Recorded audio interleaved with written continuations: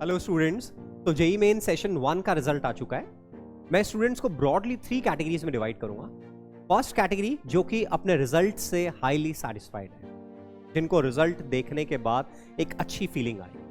I am sorry, ऐसे बच्चे rarely होते हैं जो कि अपने रिजल्ट से सेटिस्फाइड होते हैं। हर किसी को लगता है कि मैं थोड़ा और बेहतर परफॉर्म कर सकता था। कैटेगरी 2 उन स्टूडेंट्स की है जो कि काफी अच्छी तरह से पढ़ाई कर रहे थे, जिन्होंने सिलेबस को थॉरोली रिवाइज किया था, जिन्होंने टेस्ट की प्रैक्टिस की थी, पीवाईक्यूज किए थे, बट स्टिल उनकी एक्सपेक्टेशंस के अकॉर्डिंगली रिजल्ट नहीं आया and they are slightly disappointed. And category 3 उन स्टूडेंट्स की है जो कि पहले कैजुअल हुआ करते थे और अभी रिसेंटली 3-4 महीने से 2-3 महीने से पढ़ाई चालू करी थी, पीवाईक्यूज भी किए, सिलेबस रिवाइज भी किया, बट कॉन्सेप्ट्स में उतनी क्लैरिटी नहीं थी, अंदर से उतना स्ट्रॉन्ग कॉन्फिडेंस नहीं था, पेपर एज पर एक्सपेक्टेशंस नहीं हो पाया।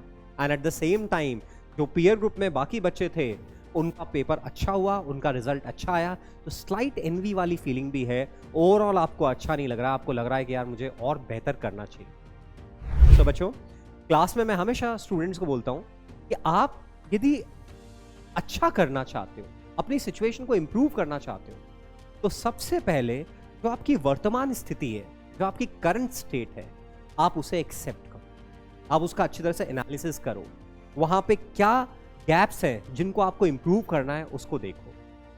तो रिजल्ट के लिए भी मैं यही बोलूंगा, since this result session 1 result can not be changed, तो एक्सेप्ट दिस अनचेंजेबल रिजल्ट। जो सेशन 1 का रिजल्ट है वो एज इट इज है और आप उसे एक्सेप्ट करो, जैसा भी आपके 70 परसेंटाइल, आपके 60 परसेंटाइल, आपके 90 परसेंटाइल, आपके 99 परसेंटाइल है, एक्सेप्ट दैट रिजल्ट। एक्सेप्ट करने पर क्या होगा, एक्सेप्ट करने पर आप इससे बाहर निकलेंगे और आगे का सोच पाएंगे। अदरवाइज 3 दिन, 4 दिन, 1 हफ्ता आप बस रिजल्ट के अनलूप में ही घूमते रहेंगे कि मेरा रिजल्ट अच्छा क्यों नहीं आया, मुझसे क्या मिस्टेक्स हुई। तो मेरा फर्स्ट सजेशन आपको यही है कि जैसा भी आपका रिजल्ट है आप उसे एक्सेप्ट करो कि भाई दिस इज अनचेंजेबल, इसको अब बदला नहीं जा सकता है, this is as it is, मुझे इसको एक्सेप्ट करना है। तो आप आगे के लिए वो एनर्जी, वो एंथुजियाज्म, वो इमोशंस जनरेट कर पाएंगे जो कि आपको आगे बढ़ने में मदद करेगा। और आप देखिए, गवर्नमेंट का भी 2 पेपर लेने का पर्पस यही है, 2 सेशंस में पेपर लेने का पर्पस यही है कि बच्चों को फेयर चांस दिया जाए। यदि प्रेशर की वजह से, किसी और रीजन की वजह से वो पेपर 1 में अच्छा नहीं परफॉर्म कर पाए, तो पेपर 2 में उनके पास चांस रहे अच्छा परफॉर्म करने का और फाइनली बेस्ट प्रिवेल करे। तो आपके पास अब रियल टाइम एक्सपीरियंस है पेपर 1 सेशन 1 का, प्लस सेशन 2 में अराउंड 50 डेज हैं, तो आपके पास एक्सपीरियंस है और सफिशिएंट टाइम है। डेफिनेटली अब आप अपनी प्रिपरेशन को इंप्रूव करके नेक्स्ट अटेम्प्ट को फार बेटर कर सकते हैं। तो ये रिजल्ट वाले मोड से बाहर निकलिए और अब एक्शन वाले मोड में आइए। एक्शन वाला मोड कैसे लेकर आए?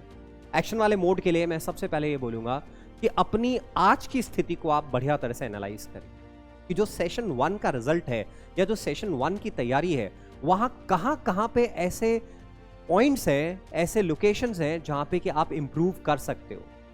कि आपने सिलेबस पूरा रिवाइज नहीं किया था, कुछ चैप्टर्स आपने छोड़ दिए थे क्योंकि आपको वो डिफिकल्ट लगे थे, या आपने एक्सरसाइजेस की अच्छी तरह से प्रैक्टिस नहीं करी थी, आपने पीवाईक्यूज प्रॉपर्ली अटेम्प्ट नहीं किए थे, आपने केमिस्ट्री की एनसीईआरटी थॉरोली रिवाइज नहीं करी थी, आप केवल थ्योरी ही पढ़ते रहते थे, आप क्वेश्चंस की प्रैक्टिस नहीं कर रहे थे। आपके इंस्टीट्यूट पे जब प्रैक्टिस टेस्ट हो रहे थे तो आप उनको अवॉइड कर रहे थे कि पहले मेरा कंप्लीट सिलेबस हो जाए, उसके बाद ही मैं टेस्ट दूंगा, इसलिए टेस्ट की आपकी थॉरोली प्रैक्टिस नहीं हो पाई। या इवन तो आपने बहुत सारे टेस्ट दिए, बट टेस्ट के बाद आपने प्रॉपर्ली एनालिसिस नहीं किया कि इस टेस्ट में मेरे से क्या मिस्टेक्स हुई हैं, वो क्यों हुई है और उन्हें मुझे कैसे इंप्रूव करना है, कितनी कैलकुलेशन मिस्टेक्स हो रही हैं, उनके पीछे का कॉज क्या है, कहां मैं कॉन्सेप्ट्स में लैक कर रहा हूं, उन कॉन्सेप्ट्स को मुझे कैसे इंप्रूव करना है। या एग्जाम से पहले आपको एक अननोन फियर ग्रिप में ले लेता था, आपको एंजाइटी होती थी, या ड्यूरिंग द एग्जाम आप अपना टेम्परामेंट मेंटेन नहीं कर पाते थे, यदि आपसे 2-4 क्वेश्चन सॉल्व नहीं होते थे तो आप एकदम घबरा जाते थे। तो आप नोट डाउन करिए, आराम से शांति से बैठिए, अब भूल जाइए रिजल्ट को, जो आ गया उसे एक्सेप्ट करना है। अब आप शांति से बैठिए, अपने आप को टाइम दीजिए, अपने आप को रिचार्ज करिए और उसके बाद में शांति से बैठ के एक एक पॉइंट का प्रॉपर्ली एनालिसिस करो कि भाई आपको कौन कौन से एरियाज ऐसे लगते हैं जहां पे कि आप लैक कर रहे हो और आपको इंप्रूवमेंट की रिक्वायरमेंट है। और अब अपनी समझ को काम में लीजिए। आपको आपके टीचर्स ने इनफ इनपुट आपके इंस्टीट्यूट्स पे दिया हुआ है। यदि आप शांति से सोचेंगे तो आपको खुद को मालूम पड़ेगा कि यस, ये जो डिफरेंट एरियाज हैं जहां पे मुझे इंप्रूवमेंट करना है वो मुझे इस तरह से इंप्रूव करना है। तो थोड़ा सोच कर पहले अपने जहां जहां पे गैप्स फिल करने हैं उन पॉइंट्स को नोट करिए और फिर कैसे उनको इंप्रूव करना है उस पर भी थोड़ा सोच विचार करिए। सेकेंड पॉइंट मैं बोलूंगा, अब अपना पूरा स्टेटस का, अपने सिलेबस के स्टेटस का चार्ट बनाइए। आप फिजिक्स, केमिस्ट्री, मैथ्स हर सब्जेक्ट में topic wise from last topic जो आपने रिसेंटली कवर किया था वहां से पीछे की तरफ चलिए। एक एक टॉपिक का नाम लिखिए, उसमें आपके क्लास नोट्स का स्टेटस क्या है, क्लास एग्जाम्पल्स का स्टेटस क्या है, एक्सरसाइज का स्टेटस क्या है, पीवाईक्यूज का स्टेटस क्या है और आपका कॉन्फिडेंस लेवल कितना है, मेंस के लेवल पे, एडवांस के लेवल पे। ऐसे थॉरोली अपना चार्ट प्रिपेयर करिए। तो फिजिक्स में, केमिस्ट्री में, मैथ्स में, तीनों सब्जेक्ट्स में ऐसे थॉरोली अपना चार्ट प्रिपेयर करिए। तो आपको आइडिया लगेगा कि कुछ चैप्टर्स आपके थॉरोली प्रिपेयर्ड है जहां पे कि आपको थोड़ा ही इनपुट देना है, कुछ चैप्टर्स आपके काफी अंडर परफॉर्म प्रिपेयर्ड है और उन चैप्टर्स में आपको काफी अच्छा इनपुट देना है। तो इस तरह से आप आइडेंटिफाई कर पाएंगे कि कहां कहां ज्यादा आपको एफर्ट्स डालने, इनपुट देना है और कहां नॉर्मल एफर्ट्स से आपका काम चल जाएगा। अब 35 to 40 डेज का एक रफ आप अपना पर्सनलाइज रिवीजन शेड्यूल बनाइए, जिसमें हर दिन आप दोनों तरह के टॉपिक्स लेंगे। जो आपके स्ट्रॉन्ग टॉपिक्स हैं उनको भी लेंगे और जो आपके वीक टॉपिक्स हैं उनको भी लेंगे। उनको क्लब करके आप रिवाइज करेंगे। और अब इंडिविजुअल चैप्टर्स को रिवाइज करने के बजाय एक प्रॉपर यूनिट को आप रिवाइज करेंगे कि से काइनेमैटिक्स पूरा आपने एक साथ रिवाइज किया, कि आपने laws of motion, friction, circular motion ये पूरा एक साथ रिवाइज किया, आपने वर्क एनर्जी, मोमेंटम ये एक साथ रिवाइज किया। तो ऐसे चैप्टर्स को क्लब करके आप रिवाइज करेंगे, उनके पीवाईक्यूज को फिर से अटेम्प्ट करेंगे, एक्सरसाइजेस में जो क्वेश्चन सॉल्व किए हैं उनको आप देखेंगे, एग्जाम्पल्स को आप दोबारा सॉल्व करेंगे। तो इस तरह से अपना पूरा पर्सनलाइज रिवीजन शेड्यूल बना के आप थॉरोली आगे के 40 डेज में प्रिपेयर करेंगे। नेक्स्ट 10 डेज में बफर उसके लिए रख रहा हूं कि आप दोबारा से रिवीजन करेंगे, आप टेस्ट पेपर्स को रिवाइज करेंगे। तो 35 to 40 डेज का अपना प्रॉपर रिवीजन शेड्यूल प्लान करिए और उसको एग्जीक्यूट करना स्टार्ट करिए। दोस्तों, यहां पे मैं ये कहना चाहूंगा, वो स्टूडेंट्स जो ऑलरेडी जेईई एडवांस की बहुत अच्छी तरह से तैयारी कर रहे थे, जिन्होंने पूरे 2 साल या 1 साल बढ़िया तरह से पढ़ाई की है, नोट्स बनाए हैं, रिवीजन किया है, क्वेश्चन सॉल्व किए हैं, एक्सरसाइजेस सॉल्व किए हैं, है ना, आपका रिजल्ट जेईई मेंस में एज पर एक्सपेक्टेशंस नहीं आया है। तो ऐसा नहीं होना चाहिए कि आप जेईई मेंस का रिजल्ट इंप्रूव करने के लिए आप सेशन 2 तक का टाइम टोटली जेईई मेंस पे डिवोट कर दें। ध्यान रहे, जेईई मेंस और जेईई एडवांस का ऑल टुगेदर डिफरेंट टेम्परामेंट है।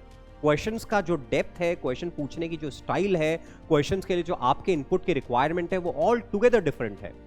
तो अब यदि आप जेईई मेंस की तैयारी में लगे रहेंगे तो फिर जेईई एडवांस के लिए अप्रैल ऑनवर्ड्स गियर बदल के और परफॉर्म करना बहुत मुश्किल होगा। तो जैसा जेईई मेंस हुआ है अब उसको छोड़ दीजिए, क्योंकि आपने एडवांस की तैयारी की है और आप ठीक ठाक कॉन्फिडेंस भी रखते हैं। तो अब आप प्योरली जेईई एडवांस पे फोकस करिए। जेईई मेंस उसी प्रिपरेशन का बाय प्रोडक्ट है। मैं फिर से बोल रहा हूं, यदि आप जेईई एडवांस की अच्छी तरह से तैयारी कर रहे थे, आपने मेहनत करी है, तो सेशन 1 का रिजल्ट कैसा भी आया हो, अब आपको सेशन 2 पे नहीं कॉन्सेंट्रेट करके अपनी एडवांस की तैयारी पे ही कॉन्सेंट्रेट करना है। उसी के अंदर जेईई मेंस को पूरा इंक्लूड करते हुए चलना है। लास्ट 7 डेज में आप एनसीईआरटी को प्रॉपर्ली, केमिस्ट्री को रिवाइज करिए, आप थोड़ा थोड़ा डेली बेसिस पे रिवाइज करिए। बाकी अपनी जेईई एडवांस की तैयारी अच्छी तरह से चलने दीजिए, उसी में जेईई मेंस पूरा बढ़िया तरह से इंक्लूड होगा। I have seen so many students जिनका जेईई मेंस में उतना अच्छा रैंक नहीं आता जितना जेईई एडवांस में आता है, क्योंकि एग्जाम की रिक्वायरमेंट डिफरेंट है। बच्चे कॉन्सेप्चुअल क्लैरिटी से ज्यादा पढ़ते हैं, on the spot problem solve करने की एबिलिटी ज्यादा रखते हैं, डिराइव करके चीजों को आगे बढ़ते हैं, जनरल आइडिया से बढ़ते हैं। तो जेईई मेंस का पैटर्न कई बार ऐसे बच्चों को सपोर्ट नहीं करता है, बट जेईई एडवांस में वो काफी अच्छा परफॉर्म करते हैं। तो भूल कर भी ये गलती नहीं करना है कि आप नेक्स्ट 50 डेज अपन जेईई मेंस पे फोकस कर दें और फिर एडवांस के लिए अपने को लगे कि यार टेम्परामेंट तो बन ही नहीं पा रहा है, क्योंकि एडवांस के लिए आप प्रॉपर टाइम चाहिए, ढंग से सिलेबस रिवाइज करना है, टेस्ट की प्रैक्टिस करनी है, पिछले सालों के आईआईटी के आए हुए पेपर्स को बढ़िया तरह से रिवाइज करना है, इंस्टीट्यूट पे आपने जितने टेस्ट दिए हैं उनको रिवाइज करना है। तो that will take very much time. तो आपको ये ध्यान रखना है कि ऐसा नहीं हो कि अपन जेईई मेंस सेशन 2 की तैयारी में अपनी जेईई एडवांस की तैयारी को कॉम्प्रोमाइज कर दें। मैं पेरेंट्स को भी यही बोलूंगा, आप बच्चों को फोर्स नहीं करें, बच्चों को अपने लेवल पे अपना डिसीजन लेने दें। वो समझदार हैं, यदि उन्होंने पढ़ाई करी है तो वो जानते हैं कि कौन सा एग्जाम उनके लिए ज़्यादा फेवरेबल है। आप ऐसा नहीं बोलें कि पहले जेईई मेंस सिक्योर कर लो फिर एडवांस की तैयारी करना। तो इस तरह से जेईई मेन एडवांस वाले बच्चों को ध्यान रखना है कि भाई जेईई मेंस पे आप कंसंट्रेट नहीं करके प्रॉपर्ली जेईई एडवांस पे अपन ध्यान दें। बच्चों यहाँ पे मैं एक बार और बात बोलना चाहूँगा, देखिए जिस भी इंस्टीट्यूट पे आप पढ़ रहे हैं, I am sure her institute पे डेडिकेटेड टीचर्स हैं जो बच्चों के साथ बहुत अच्छी मेहनत करते हैं, डीपली बच्चों में अपनी एनर्जी अपने इमोशंस को इन्वेस्ट करते हैं। तो ध्यान रहे आपको वापस से अपने मेंटर टीचर्स से कनेक्ट होना है। जो भी आपका रिजल्ट है उस रिजल्ट के बारे में आपकी मेंटल स्टेट क्या है और आगे के लिए आप क्या सोच रहे हैं, किस तरह से प्रिपरेशन को प्लान कर रहे हैं, ऐसा पूरा डॉक्यूमेंट बना के मैसेज ड्राफ्ट करके अपने टीचर्स को भेजिए। ये आपकी मॉरल रिस्पॉन्सिबिलिटी है। आप ध्यान रखें कि टीचर्स एंड स्टूडेंट मिलकर एक टीम की तरह काम करते हैं। गड़बड़ वहीं होती है जहां स्टूडेंट अपने आप को आइसोलेशन में लेके चल जाते हैं कि सब कुछ मुझे ही करना है, और वहीं पे प्रेशर बिल्डअप होने लगता है, वहीं स्ट्रेस आने लगता है, वहीं आप अंडर परफॉर्म करने लगते हो। तो भूल कर भी इस गलती को रिपीट नहीं करें। वापस से अपने मेंटर टीचर्स के कांटेक्ट में आए, उनको अपने स्टेटस का पूरा अच्छी तरह से मैसेज बना के भेजें। पॉसिबल हो उनसे जाके मिले। जाके मिलने से पहले भी यदि आप बेटर होगा कि आप मैसेज ड्राफ्ट करके भेजेंगे तो वो अप्राइज रहेंगे देख के आपकी स्टेटस से, और फिर आपसे बेटर वे में बात कर पाएंगे। तो अपने टीचर्स से रिकनेक्ट करना है, उनसे भी गाइडेंस सीख करनी है, और अब आगे की प्रिपरेशन में एज अ टीम हमें मिल के काम करना है। स्टूडेंट, टीचर और पेरेंट्स हमें आपस में वेल कनेक्टेड रह के अच्छी तरह से अपने को मिलकर काम करना है। बच्चों, मेरा आपको ये कहना है, irrespective of your present result, अब आपके पास आगे भरपूर समय अवेलेबल है। एक एक दिन आपके पे डिस्पोजल पर आ रहा है। बढ़िया तरह से प्लानिंग करिए पूरे दिन की, अच्छी तरह से अपने को एनर्जाइज रखिए, पूरे दिन को शानदार तरीके से यूज़ में लीजिए। थोड़ा फिजिकल एक्टिविटी करिए, फैमिली के साथ टाइम स्पेंड करिए, टीचर्स के साथ रेगुलर वे में कनेक्टेड रहिए, और जो आपने प्लान किया है उसको पूरे दिन भर में अच्छी तरह से एग्जीक्यूट करने की कोशिश करिए। एक एक दिन यदि आप अच्छी तरह से निकालेंगे, बढ़िया तरह से पढ़ाई करेंगे, तो जैसा रिजल्ट आप चाहते हैं डेफिनेटली उस तरह का रिजल्ट आप मैनिफेस्ट कर सकते हैं। जैसे हर अंधेरी रात के बाद में उजाला होता है, सूर्य की किरणें आती हैं और चारों तरफ उजाला होता है, ऐसे ही बच्चों हम अपनी मेहनत करके जो भी आज की वर्तमान परिस्थिति है उसको अपनी मर्जी से डेफिनेटली चेंज करने की कैपेबिलिटी रखते हैं। बस उसके लिए आपके रिलेंटलेस एफर्ट्स चाहिए, आपके टीचर्स का प्रॉपर कोऑर्डिनेशन चाहिए, उनका मार्गदर्शन चाहिए, आपकी तरफ से पॉजिटिविटी चाहिए, आपकी तरफ से ऑनेस्टी चाहिए, आपकी तरफ से परसिवरेंस चाहिए, आपकी तरफ से प्रॉपर डिवोशन चाहिए। तो gear up, come out of this examination result mode, और बढ़िया तरह से अब आगे की प्लानिंग करके और आगे के लिए बढ़िया तरह से तैयारी करिए। हमारी शुभकामनाएं आपके साथ में है। Love you all the best. Thank you.